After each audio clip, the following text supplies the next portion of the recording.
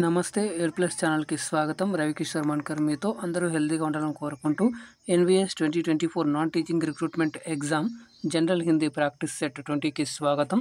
ఆంధ్ర తెలంగాణ నుంచి ఎవరైతే ఈ పోస్టులకు ప్రిపేర్ అవుతున్నారో వాళ్ళకి కంపల్సరీగా అన్ని పోస్టులకే ఉపయోగపడతాయండి. ఎంటీఎస్ కానివ్వండి, అలాగే మెస్ హెల్పర్ కానివ్వండి, ఇతరత్ర వివిధ ఏదైతే ఉన్నాయో జూనియర్ హిందీ ట్రాన్స్లేటర్ కానివ్వండి, జేఎస్ఏ కానివ్వండి, ఆఫీస్ అసిస్టెంట్ కానివ్వండి, ఆడిటర్ అసిస్టెంట్ కానివ్వండి, ఇలా స్టాఫ్ నర్స్కి ఇవన్నీ సంబంధించి జనరల్ హిందీ ఏవైతే ఉన్నాయో మనకి ఇక్కడ నుంచి అడగడం జరుగుతుంది. కాబట్టి అందులో ఇవి అనేటువంటి చాలా ఇంపార్టెంట్గా ఉండబోతున్నాయి ఎగ్జామ్లో. ఎందుకంటే కొన్ని పోస్టులు ఇవి 15 మార్కులు, కొన్ని పోస్టులు ఇది 10 మార్కులు, అలాగే ఎంటీఎస్ పోస్టులు అయితే మొత్తం 40 మార్కులు అడుగుతున్నాయి. కాబట్టి ఇది కీలకంగా మారబోతుంది. కాబట్టి ఇక్కడ మనం ఈ జనరల్ హిందీని తెలుగులో ఎక్స్ప్లెయిన్ చేస్తూ జీరో నాలెడ్జ్ వాళ్ళు ఉన్న వాళ్ళు కూడా అర్థమయ్యేలాగా అందించడం జరుగుతుంది. కాబట్టి ఎవరు కూడా మిస్ అవ్వద్దండి. ఇంకా ఇప్పటివరకు ఎవరైతే ఇంతకుముందు వీడియోస్ చూడలేదో కింద ప్లేలిస్ట్ అయితే ఇవ్వడం జరిగింది, అక్కడ నుంచి కూడా అన్నీ చూసేయండి. అలాగే ఈ క్లాస్ అనేటువంటిది ప్రతిరోజు ఉదయం 10 గంటలకు అయితే ఉంటుంది. మరి మీరు నన్ను టెలిగ్రామ్, ఫేస్బుక్, వాట్సాప్లో కూడా ఫాలో అవ్వచ్చు. దానికి సంబంధించిన లింక్స్ కింద డిస్క్రిప్షన్ బాక్స్లో అయితే ఇవ్వడం జరిగింది. అలాగే మనం రోజు ఒక టాపిక్ అనేటువంటిది కవర్ చేయడం జరుగుతుంది. కాబట్టి ఇది ఎగ్జామ్ అయ్యేంత వరకు కూడా ఈ సిరీస్ని కొనసాగించడం జరుగుతుంది. చాలామంది రిక్వెస్ట్ చేశారు, మాకు జనరల్ హిందీని తెలుగులో అర్థమయ్యేలాగా ఒక ప్రాక్టీస్ బిట్స్ లాంటివి, ప్రాక్టీస్ సెట్స్ తీసుకొని రండి అని చెప్పి. సో అందుకని ఈ సిరీస్ స్టార్ట్ చేయడం జరిగింది. ఎందుకంటే ఇక్కడ ప్రశ్నలు ఈ విధంగా అడిగే ఛాన్సెస్ ఉంది. కాబట్టి మీకు ఆ ప్రశ్నలో ఉన్నటువంటి వర్డ్స్ కానివ్వండి, అలాగే అడిగే విధానం కానివ్వండి అర్థమైనట్లయితే మీరు ఎక్కడ పోకుండా మీ యొక్క మార్క్స్ అనేవి కూడా ప్రతి ఒక్క మార్క్ కూడా ఇంపార్టెంట్. కాబట్టి ఇక్కడ మనకు నెగిటివ్ మార్కింగ్ ఉంది కాబట్టి సో చాలా కీలకం. కాబట్టి మీకు అందించాలనే ఉద్దేశంతో స్టార్ట్ చేయడం జరిగింది. లేట్ చేయకుండా అయితే మనం ఈరోజు మొదటి ప్రశ్న చూసేద్దాం. చూడండి, ఇక్కడ భాషకి ఉత్పత్తి సంస్కృతికి కిస్ ధాతు సే హుయి హై అంటే భాష యొక్క ఉత్పత్తి మరి సంస్కృతం నుంచి ఏ ధాతు నుంచి ఏర్పడింది అని చెప్పేసి క్వశ్చన్ అడుగుతున్నారు. దీనికి సరైన సమాధానం చూసుకున్నట్లయితే option C is the right answer అవుతుంది. భాష్ అనేటువంటిది కరెక్ట్ ఆప్షన్.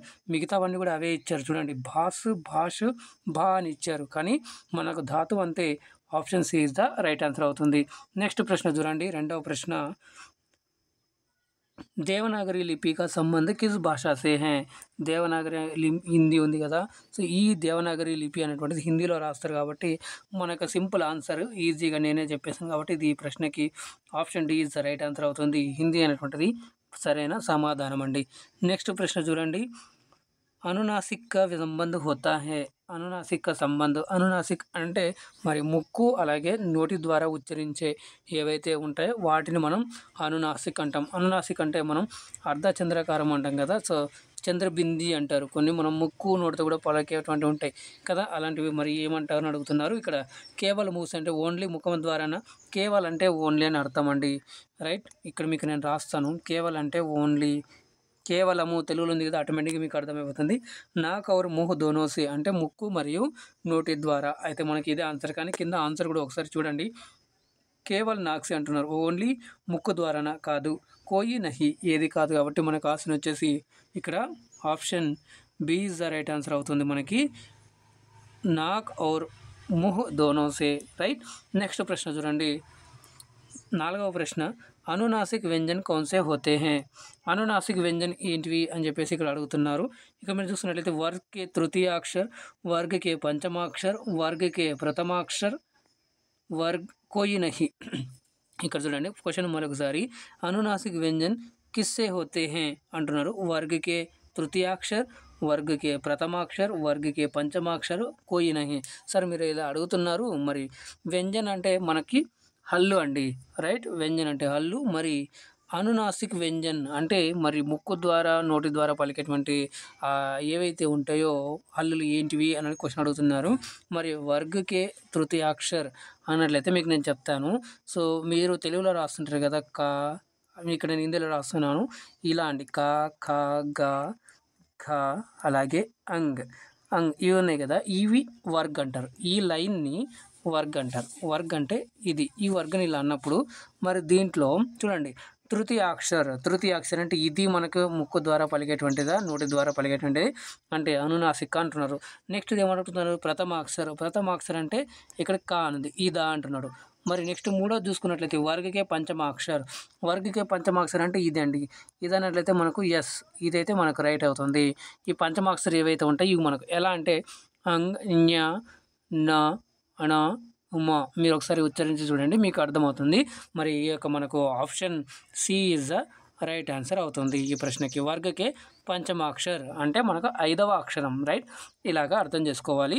నెక్స్ట్ ప్రశ్న చూడండి, హిందీ వర్ణమాల మే స్వరం కి సంఖ్య హే అంటే వర్ణమాలలో మొత్తం ఎన్ని అచ్చులు ఉన్నాయి అనేటువంటిది అడుగుతున్నారు. దీన్ని చూసుకున్నట్లయితే 9, 8, 10, 11 కానీ ఈ యొక్క దీనికి సరైన సమాధానం చూసుకున్నట్లయితే option D is the right answer అవుతుంది. మనకు 11 అనేటువంటిది ఉంటాయి, అంటే 11 అక్షరాలు అనేటువంటివి ఉంటాయి, రైట్. నెక్స్ట్ చూడండి, జో పెహలే కభీ నా హువా, జో పెహలే కభీ నా హువా అంటే ఏదైతే ఎప్పుడు ఇంతకుముందు కాలేనిది దానికి ఒక వర్డ్ అనమాట. వన్ వర్డ్ సబ్స్టిట్యూషన్ అని చెప్పేసి ఇంగ్లీష్లో అడుగుతారు కదా. అలాగే మనకు చూసుకున్నట్లయితే మరి ఒక వాక్యానికి ఒకటే మనం పదంలో దాని యొక్క మీనింగ్ అంతటిని చెప్పాల్సి ఉన్నప్పుడు మనకి ఎలా అని చెప్పి అడుగుతున్నారు. సో ఇలా ఉంటాయి అనమాట, ఇవి అడుగుతారు కాబట్టి జో పెహలే కభీ నా హువా అంటే ఇంతకుముందు ఎప్పుడు కాలేనివంటిది, అంటే అద్భుత, అనుపమ్, అపూర్వ్, అభూతపూర్వ్. అభూతపూర్వ్ అంటే మనకు option D is the right answer అవుతుంది. ఇది మనకి ఈ ప్రశ్నకి సరైన సమాధానం. భూతపూర్వము అంటే భూతకాలము అని చెప్పేసి ఉంటుంది కదా. సో అలాగే మనకు భూతము అంటే పాస్ట్ టెన్స్, భూతకాలము అంటే పూర్వము అయిపోయింది ఆల్రెడీ. సో మరి ఇక్కడ అభూత్ అంటే ఇంకా కాలేదు, ఇంకా చూడలేదు కాబట్టి మనకి అభూతపూర్వ అని చెప్పేసి సరైన సమాధానం ఈ ప్రశ్నకి. నెక్స్ట్ చూడండి 7వ ప్రశ్న, జో కహా నా జా సకే, జో కహా నా జా సకే అకథనీయ, అగమ్య, అజర్, అక్షమ్య. మరి దీన్ని చూసుకున్నట్లయితే option A is the right answer అవుతుంది. అకథనీయ, కథని మీరు కథలు అని వింటుంటారు కదా. కథలు అంటే చెప్పడం, కానీ చెప్పలేనటువంటిది ఏది ఉందో నా అంటే ఇక్కడ నెగిటివ్ అనే సెన్స్ వస్తుంది. నా అంటే నెగిటివ్లో వస్తుంది. నెగిటివ్, నహి, నా, మత్ ఇవన్నీ కూడా మనకు నెగిటివ్ సెన్స్లో వస్తాయి. మీరు గుర్తుపెట్టుకోండి, నా కానీ నహి కానీ మత్ కానీ వచ్చినప్పుడు అంటే నో అవుతుంది లేదా నెగిటివ్లో వస్తుంది, మనకు కాదు అనేటువంటిది అర్థం వస్తుంది, కానిది అనేటువంటిది అర్థం వస్తుంది. కాబట్టి మనకి ఇక్కడ option A is the right answer అవుతుంది. ఆ కథనీయ. మరి దీనికి ఇంకోటి చూసుకున్నట్లయితే కథనీయ, ఇక్కడ మీకు రాసి చూపిస్తాను. సో ఈ కథనీయ అని ఉంది కదా, ఈ కథనీయ అంటే చెప్పినటువంటిది, కథనీయ అంటే చెప్పినటువంటిది. ఇప్పుడు వ్యతిరేక పదం అని చెప్పవచ్చు దీనికి, రైట్. ఇలాగ మనకి వ్యతిరేక పదం, రైట్. ఇలాగ చూసుకున్నట్లయితే రైట్. నెక్స్ట్ ప్రశ్న చూడండి, ఇక్కడ మీకు 8వ ప్రశ్న, समय की दृष्टि से अनुकूल, समय की दृष्टि से अनुकूल, अनुकूल, సమతానుకూల్, ప్రతికూల్, కోయి నహి. కానీ ఇక్కడ చూసుకున్నట్లయితే మనకు ఆప్షన్ ఇక్కడ బి కరెక్ట్ అవుతుంది. సమతానుకూలని పడింది కానీ ఇక్కడ సమయానుకూలని ఉండాలి. సో మీకు ఎప్పుడైనా ఆప్షన్లో ఇలా కొంచెం అటు ఇటు అయినా కూడా మీరు దీన్నే పెట్టండి. సో చూసుకున్నట్లయితే ఇక్కడ సమయానుకూలని ఉండాలి, రైట్.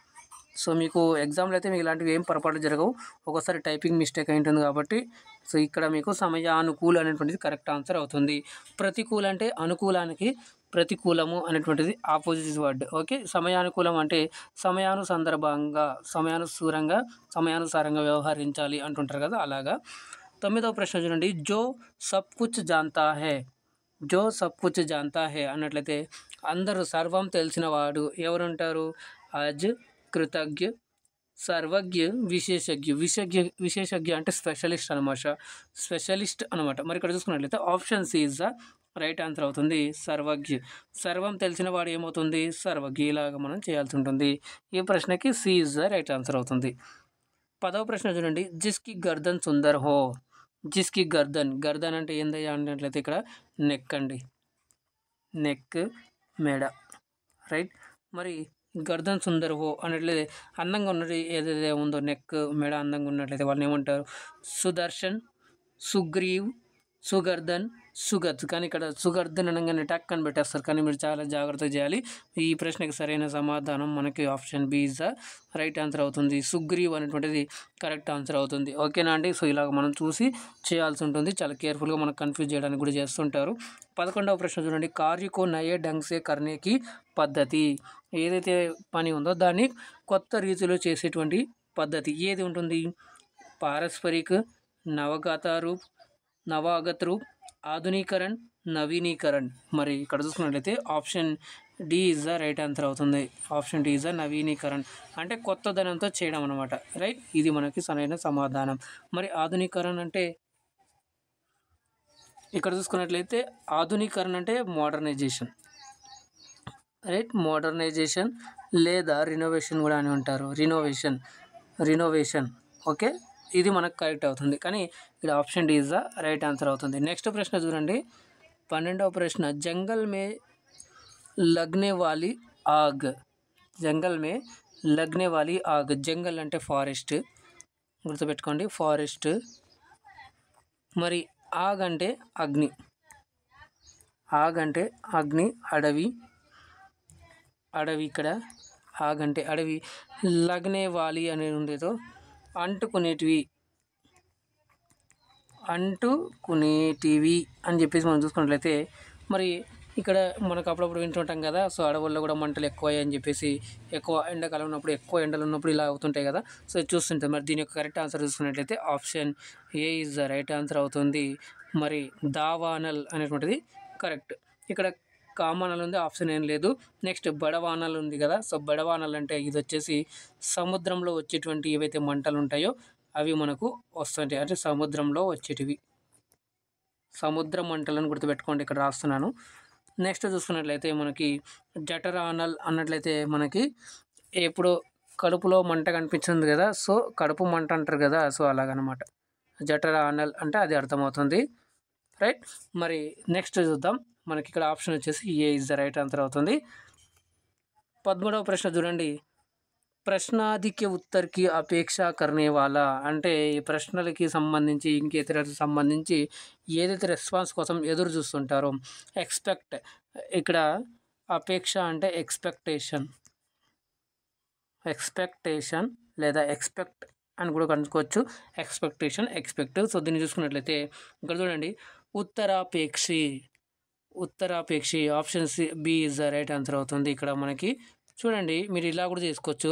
చూడండి ఇక్కడ ప్రశ్నాది అన్నట్లయితే మరి ప్రశ్నకి ఆపోజిట్ ఉత్తరం అంటే క్వశ్చన్ ఆన్సర్, ఆన్సర్ అని కూడా వస్తుంది.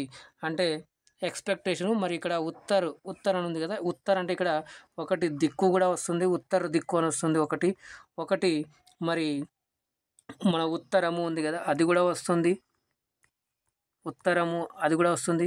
మరి ఇంకొకటి చూసుకున్నట్లయితే మనకి 1, 2, మరి ఇంకొకటి చూసుకున్నట్లయితే జవాబు, రైట్. ప్రశ్న జవాబు, ఇక్కడ ప్రశ్నోత్తరాలు అని చెప్పేసి ఉంటాయి కదా, సో మనం పార్లమెంట్ సభల్లో కానీ అసెంబ్లీ సమావేశాల్లో ప్రశ్నోత్తరాల సమయం అని చెప్పేసి అంటుంటాం. సో అలాగే మనకు ఉత్తరం అంటే ఇక్కడ ఆన్సర్ ఎక్స్పెక్ట్ చేసేవాడు, అంటే ఆన్సర్ యొక్క జవాబు యొక్క ఎక్స్పెక్ట్ చేసేవాడు, ఆశించేవాడు ఉత్తరాపేక్ష అంటారు. ఉత్తరీయం అంటే ఏది తర్వాత మరి ఉత్తరీయం అని వింటుంటారు కదా, సో మనకి అది వస్తుంది. నెక్స్ట్ ఉత్తరాయణి అంటే ఇది ఒక కాలం, ఇక్కడ టైం ఇచ్చారు. నెక్స్ట్ ఉత్తరాధికారి అంటే మరి తర్వాత ఎవరైనా హ్యాండ్ ఓవర్ చేసుకుంటారు కదా వర్క్, అది వాళ్ళని ఉత్తరాధికారి అని అంటుంటారు. సో ఇలాగ మీరు ఎక్కువ వింటుంటారు కదా, సో ఇక్కడ option B is the right answer అవుతుంది. నెక్స్ట్ చూడండి, 14వ ప్రశ్న, ज्येष्ठ का विलोम शब्द है, ज्येष्ठ का विलोम शब्द है పూర్వ, ఆగాజ్, కనిష్ఠ, బోత్. దీని కరెక్ట్ ఆప్షన్ చూసుకున్నట్లయితే option B C is the right answer అవుతుంది. కనిష్ఠ అనేటువంటిది రైట్, జ్యేష్టము కనిష్టము అంటే పెద్దది చిన్నది, రైట్. 15వ ప్రశ్న చూడండి, అవని కా విలోమ్ శబ్దం హే. ఇక్కడ చాలా కేర్ఫుల్గా చేయాలి, చాలా కన్ఫ్యూజ్ అయ్యే అవకాశం ఉంటుంది. చూడండి, అవని, గమన్, అంబర్, ఆకాష్. ఇక్కడ దీనికి కరెక్ట్ ఆన్సర్ చూసుకున్నట్లయితే option C is the right answer అవుతుంది. అంబర్ అనేటువంటిది అవని భూమి అయినప్పుడు అంబరు ఆకాశం అవుతుంది. కానీ ఇక్కడ చూసుకున్నట్లయితే అవని అని ఉంది, కానీ ఇక్కడ ఇది కాదు, ఇక్కడ సేమ్ అదే ఇచ్చారు, నో ప్రాబ్లం. గమన్ అంటే వెళ్ళడం, రైట్. మరి ఆకాశ్ అంటే కూడా ఆస్మాన్, ఆస్మాన్, రైట్. అవని, ఇక్కడ ఆకాశ్ అనేటువంటిది కరెక్ట్ అవుతుంది. అంబర్ అంటే మరి అది మనకు వేరే వస్తుంది, రైట్. నెక్స్ట్ చూద్దాం, ఇక్కడ చూసుకున్నట్లయితే మనం ఈరోజు మొత్తం 15 క్వశ్చన్లు అయితే చేయడం జరిగింది. మరి వీటికి మీకు ఎలా అనిపించిందో కింద మీరు కామెంట్ రూపంలో తెలియజేయండి. మీ యొక్క ఫీడ్బ్యాక్ ఏదైతే సజెషన్స్ కానివ్వండి ఇవ్వండి, దానికి బట్టి నెక్స్ట్ క్లాస్లో ఇంకా అందిస్తాను. మీరు నన్ను ఇంకా టెలిగ్రామ్, ఫేస్బుక్లో అడుగు ఫాలో అవ్వచ్చు. కింద లింక్ అయితే డిస్క్రిప్షన్ బాక్స్లో ఇవ్వడం జరిగింది. లైక్ చేయండి, షేర్ చేయండి. ఛానల్ ఫస్ట్ టైం చూస్తున్నట్లయితే సబ్స్క్రైబ్ చేసుకుని పక్కన ఉన్న సింబల్ నొక్కి ఆల్ అని సెలెక్ట్ చేసుకోండి. అప్పుడు నేను ఏం చేస్తుంది మీకు మొదటిగా నోటిఫికేషన్ రూపంలో అయితే వస్తుందండి. ఇప్పటిదాకా మీరు ఓపికతో ఈ ప్రశ్నలన్నింటికి విని సమాధానాలు చేశారు, అలాగే మీరు కొంత నాలెడ్జ్ కూడా గెయిన్ చేశారు అనుకుంటున్నారు. కాబట్టి ప్రతి ఒక్కరికి పేరు పేరునైతే ధన్యవాదాలండి. Move forward with positive vibration. జాగ్రత్త ఉండండి, సురక్షితంగా ఉండండి. మళ్ళీ రేపు కలుద్దాం. అందాక ధన్యవాదాలు. జై హింద్.